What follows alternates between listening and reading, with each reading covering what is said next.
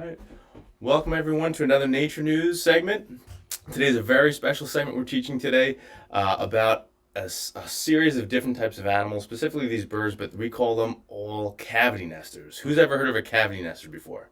All right, when you think of cavities, we usually think of the things in our mouth, right? The holes in our teeth. Hopefully you don't have any. But in this case, we're thinking of animals that use their habitats, create nesting sites inside of old dead trees. And they're not just birds, they go through mammals, reptiles, and amphibians that use this. And we're going to talk about the importance of cavity nesters in their ecosystem and also how to preserve what's left for them. We also have a very special guest today that you're going to get to meet for the very first time. So today's a highlight day as far as our animals go, and we're going to get a chance to see that. So, first question is, what is a cavity nester? When we think of a cavity itself, it's just basically a hollow in a solid form. And these are animals that find these either old dead trees or trees that have these holes in them to nest inside of. And for this one, you got to understand a little bit about the parts of a tree to understand how that works.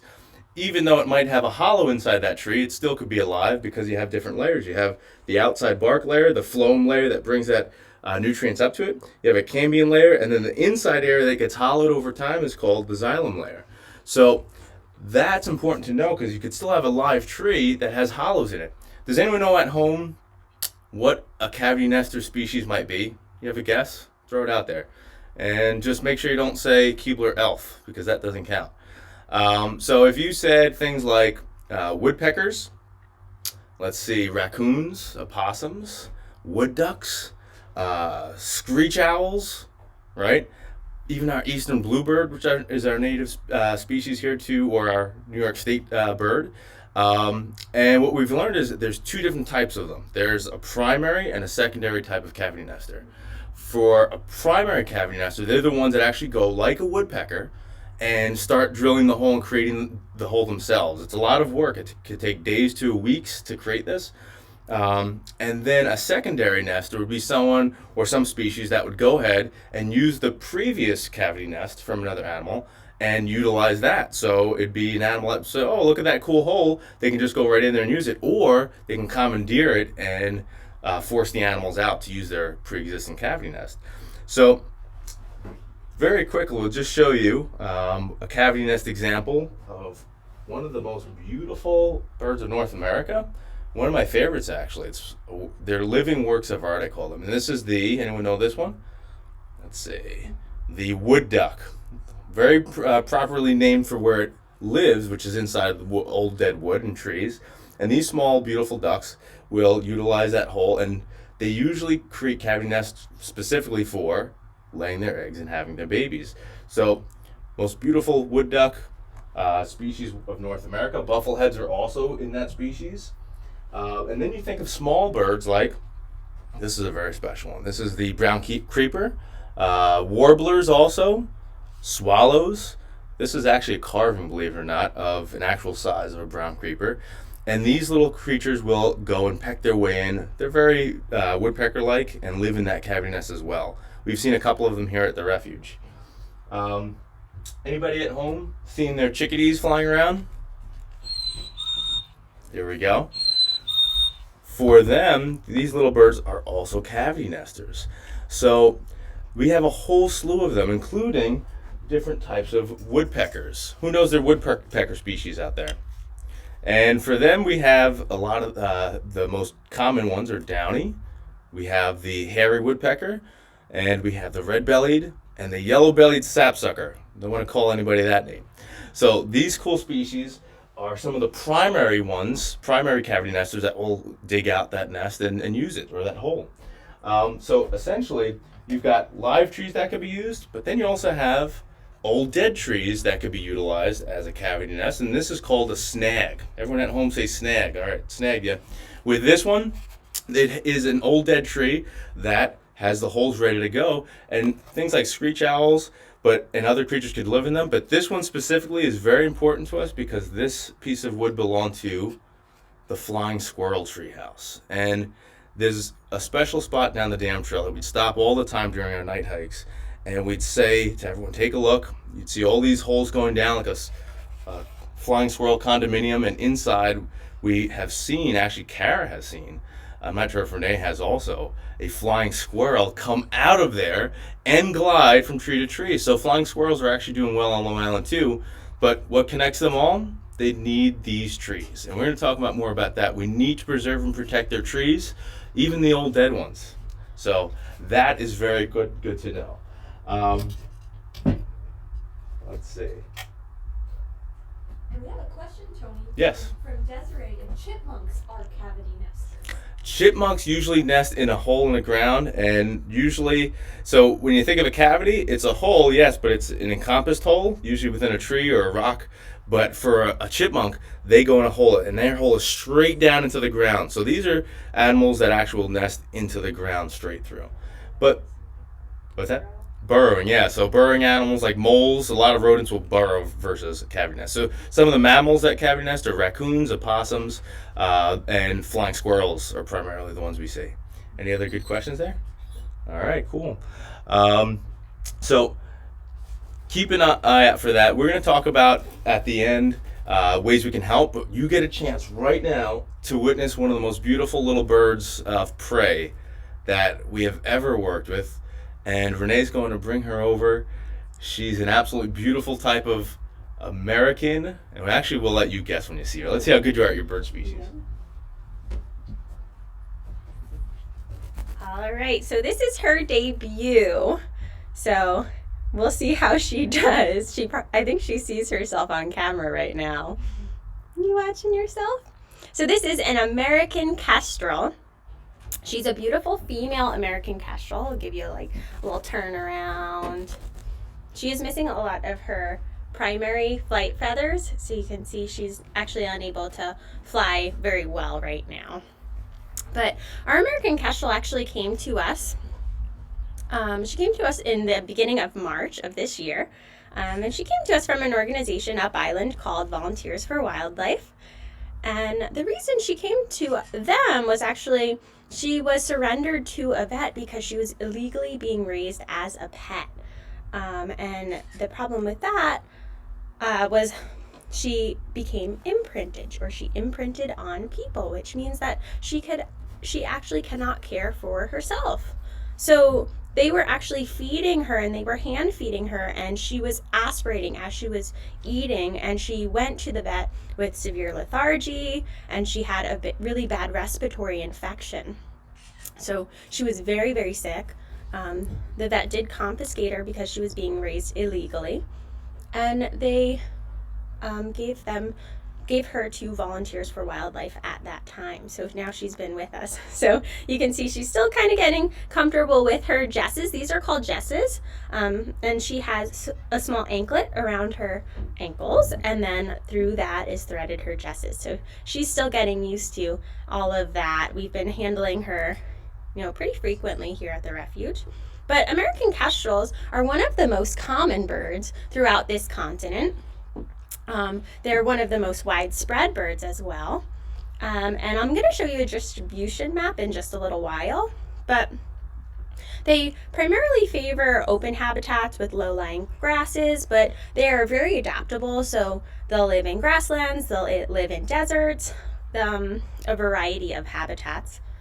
And they are examples of cavity nesters, which is why we're using her today. So we'll talk a little bit about nesting in one moment, but we'll also talk a little bit about diet. So these guys, they are very small, but they are very fierce predators. So they mainly capture their prey by kind of sitting on a perch, scanning the area, and then they'll pounce down and use their talons and their feet to grab onto their prey. So they have actually really strong feet for a small bird of prey. Let's see if I can get them a little closer in there.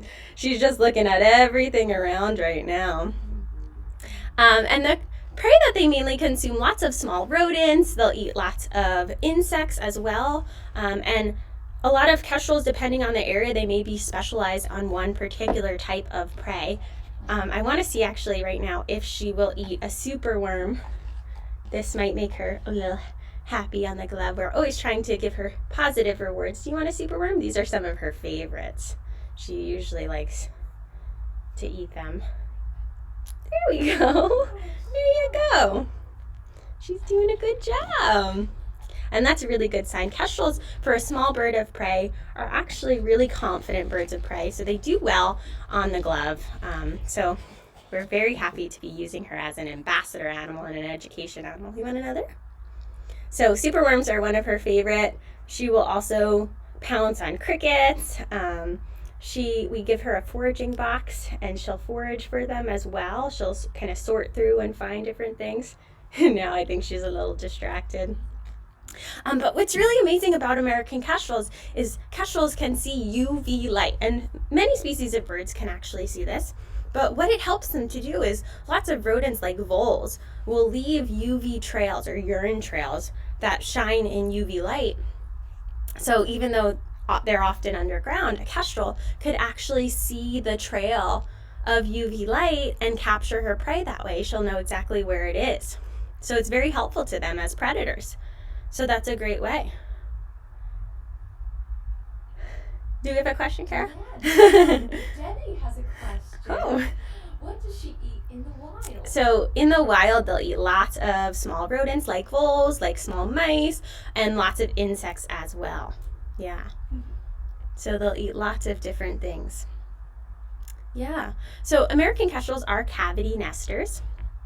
So they are secondary nesters, so they do not make their own hole. They need to utilize a hole that's already existing. So a lot of the time they'll use woodpecker holes, and they're actually really adaptable because they'll use a lot of man-made structures, and these guys will often use houses that people put up. So we'll talk a little bit about that too and show you some specs, but putting up houses for these guys can actually work really well for them. But these guys will use nests.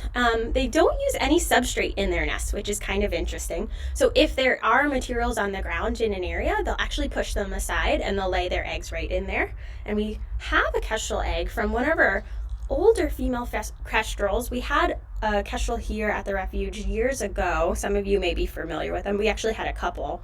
Unfortunately, she passed, but this is an egg. It is broken, but you can see the coloration. They'll lay about 2 to 4 of these eggs, and they'll have anywhere between 1 to 2 broods a year. The male is the one that usually goes and scouts out the nesting area, but the female gets the final choice. We like it that way, right? So the male will actually, when he finds a suitable nest, he'll go back to the female and he'll chatter and he'll make noises. He'll have her follow him back and he'll show her the area, and then she'll decide. A lot of people ask frequently with these birds, are they monogamous or do they mate for life? It really depends on the area that the kestrels are in, because kestrels in some areas are migratory.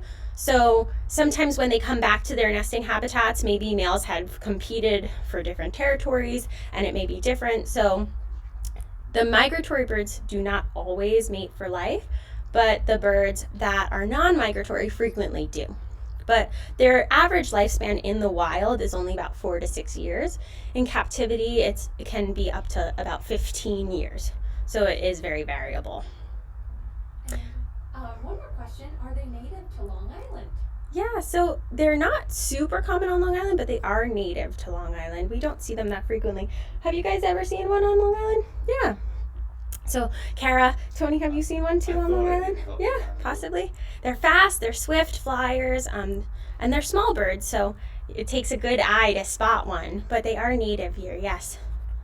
All right, do we have any other questions about her? She's doing such a good job. I'm very proud of her. So, another thing that I actually read that's really cool about kestrels is kestrels have all this beautiful coloration, which of course helps them to camouflage like many other animals. The males are different colors than the females. The females have these kind of mottled colors on their backs. Males are more of a solid pattern. But the other thing, there are 13 species in the world of kestrels. But the American kestrel is the only species that has these distinctive patches in the back. Can you see those patches on the back of her head? She's looking down. Can you look up for me? You can kind of see them right where she bends her head. So the American kestrel is the only one with those 2 distinctive patches. And they're actually really helpful to them because many small birds will swarm lots of raptors and birds of prey to deter them and to move them away. But they swarm them and they'll swoop down as they're flying at their backs. But because they have those spots, they resemble their eyes. You can see her eyes are very dark. And they resemble eyes, so it actually helps to kind of deter other animals from doing that to her, which is pretty cool. Would you see them in North Carolina? Good question. Probably. There are some lower states. You would see them in North Carolina. I'm going to show you a distribution map in just a moment, actually. I'm going to pull it up right now for you all. I'm just going to switch my screens. It's giving you a very weird screen right now. One moment. All right, so here's a really great distribution map. So this is their range right now. So they are in some parts of North Carolina, you can see. Not the lower parts of North Carolina, though, just the upper. I don't know if it's on the screen just yet. But so they're in the upper levels of North Carolina. There is a small section over here by Florida. It looks like Georgia, they're not there. So there is a small section. But the American kestrel, being a cavity nester, is actually having some disturbances to their habitats right now. So they are very vulnerable to climate change. So what I have up for you right now is a climate change map. I'm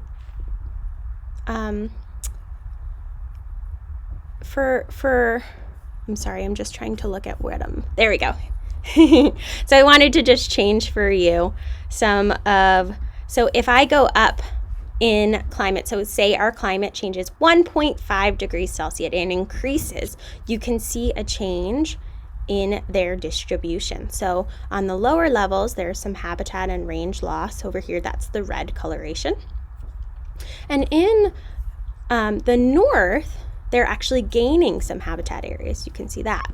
So a 19% range gained up there. And then I'm going to jump all the way to an increase in 3 degrees. And you can see it's really changed at that time too. She's ruffling up. So between 1966 and 2017, these guys were studied and they determined that there was actually a 50% loss in population of American kestrels. And they believe that by 2075, there's going to be another 50% loss. So I think the important question here is why, right? Why are they having such a loss in their populations? Does anybody maybe want to take a guess at why? Do we have any guesses? I don't think so yet. We're a little delayed, so I might give you a moment. So being cavity nesters and insect eaters, there's a couple different things affecting them. So one of the things that's affecting these guys is habitat loss. So when we are taking down snags or dead trees, a lot of the time these trees are thought to maybe harbor parasites or be danger to falling. So they'll fell trees, they'll take them down, they'll get rid of them. That's reducing a lot of their habitats. But what's also happening is there's lots of pesticides out there, right? So pesticides are causing a reduction in food and also affecting them because they're ingesting these insects that may have pesticides on them. So that's kind of causing a lot of trouble to them too. And then there's habitat loss and foraging habitat loss. So where they're actually foraging for their food, those habitats we're losing as well. And then finally, we do suppress fire a lot here in the United States because we've built up areas, right? And we suppress fires around those areas, but fire suppression actually is a double-edged sword. So what's happening when you suppress fire is you're creating less low-intensity fires, which the low-intensity fires, when they come through, they actually will create a lot of snags and dead trees and create a lot of cavities for these birds to use. But they're also fire suppression is increasing high intensity fires, which is kind of just demolishing an entire habitat when a fire does come through an area because it's so intense. So that's unfortunately one of the things that's really affecting them. So, how can we help, right? So, I think Tony's going to talk to you guys a little bit about how to help. All right, say bye. Good job. You did a Next good waving. job.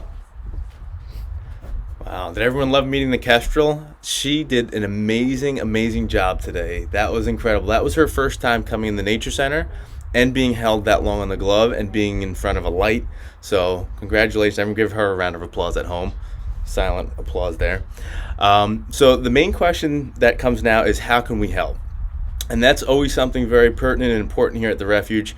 It's an amazing thing to see these animals up close, to witness them, to appreciate them, to fall in love with them. But the main thing is, what can we do to keep them protected and keep their populations going strong? And one thing I need to ask you is, what do you think you could do at home in this situation? Especially in the idea of conserving trees and taking care of things. What are some ideas you can do at home? And it doesn't take an army, right? It just takes you at home with some creativity and some time maybe, and a passion for what you're doing. You can make it a family event or work with the children at home or friends to do a construction project. But let's get into some details. One thing we can do, and this is very simple, is if we have an old dead tree on the property, should we just cut it down? Or should we think twice and teach other people, educate them, that one tree can be home to hundreds of different types of creatures, 85 different species across the world that we know over North America actually, are cavity nesting birds. So we also think of the amphibians. We have tree frogs, great tree frogs needed as well. So it affects everything. And then you go to the insects, all the little tiny decomposers and things that rely on that tree to survive and keep going. So there's a full food chain and full small ecosystem in this little tree. I almost think of Avatar. Who's ever seen Avatar at home, right? That's where humans are cavity nesters in that one, right? And when that tree of life was felled, that part ripped my heart out. And I said to myself, you know what? We're going to try anything we can to teach people to keep these trees, because each one is a living thing in itself. But then when they do pass, they're a home and a gift to so many others. So keeping those trees up instead of cutting them down, if they're not going to fall in your house or car, injure someone or anything, leave them there, right? And teach everyone about the cool species you learned about today, and make a difference in that way. Another thing we can do, if there aren't enough trees, like Renee was saying, you could do your part and build your own box. And we're going to show you a couple of simple examples. This box is made out of some old lumber that was pulled apart from an old deck that was going to be thrown out in the trash.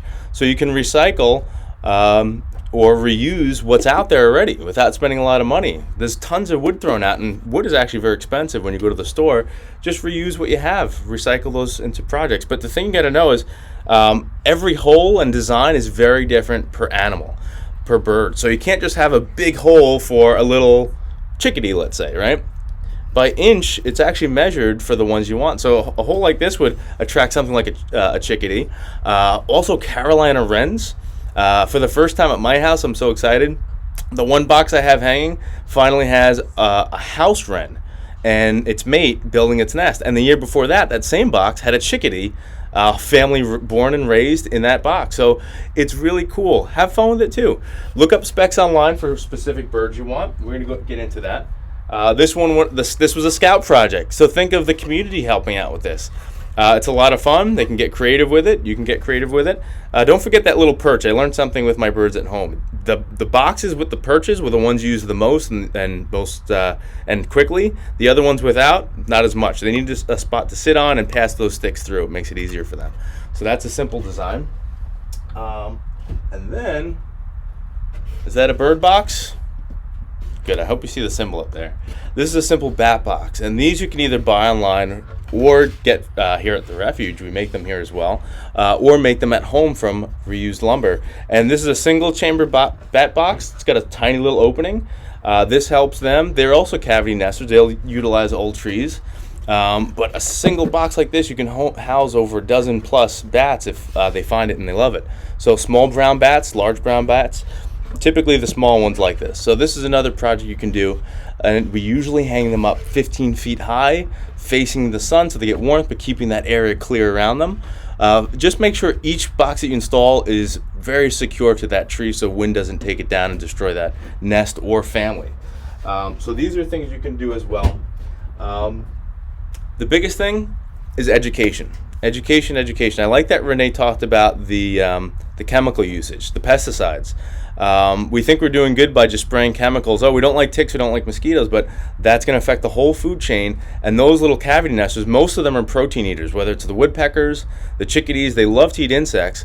And if they're all sprayed and contaminated, that's going to go right down the chain. So we need to explain that to people as we go along. Maybe you can think of an alternative method of natural oils or something to use at your house, but we have to protect these animals, and that's one way you can do it as well.